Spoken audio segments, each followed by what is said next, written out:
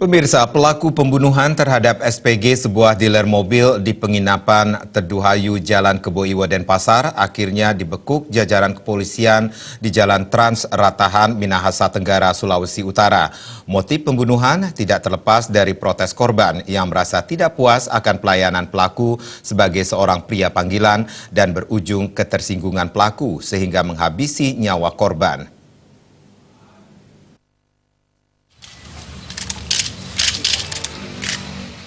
Kapolresta Denpasar Kombes Polisi Rudi Setiawan mengatakan setelah dilakukan penyelidikan tim Jatranras Polresta Denpasar, unit Reskrim Polsek Denpasar Barat bersama jajaran Polda Sulawesi Utara berhasil meringkus pelaku Bagus Putuwijaya 33 tahun, warga Sinabun, Kecamatan Sawan, Buleleng. Ia ditangkap saat berjalan kaki di Jalan Trans Ratahan, Minahasa Tenggara, Sulawesi Utara. Dari hasil interogasi terungkap aksi pembunuhan ini berawal dari perkenalan korban Niputu Yuniati dengan pelaku melalui media sosial. Saat itu korban menawarkan mobilnya dan kebetulan pelaku berniat membelinya. Dalam pertemuan itu terungkap pelaku seorang pria panggilan.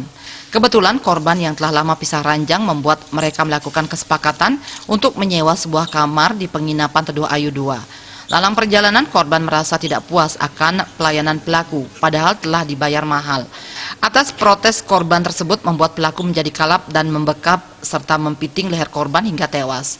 Usai membunuh, pelaku pergi dengan menggunakan mobil korban dan kabur ke Sulawesi Utara.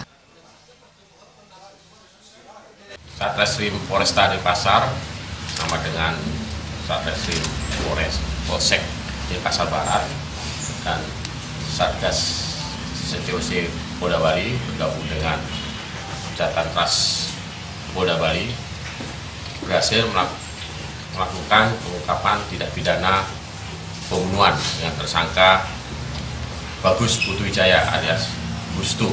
Pasal yang kita kenakan kepada tersangka ini, pelaku ini adalah pasal 338 KUHP dengan ancaman pidana penjara paling lama 15 tahun dan pasal pencurian dengan kekerasan pasal 365 ayat 3 KUHP dengan ancaman pidana penjara paling lama 15 tahun. Dalam kasus ini, polisi menyita sebuah mobil R3 milik korban, 1 lembar BG senilai 80 juta, pakaian korban, tas, spray, dan selimut sebagai barang bukti. Polisi menjerat pelaku dengan pasal 338 KUHP dengan ancaman 12 tahun penjara.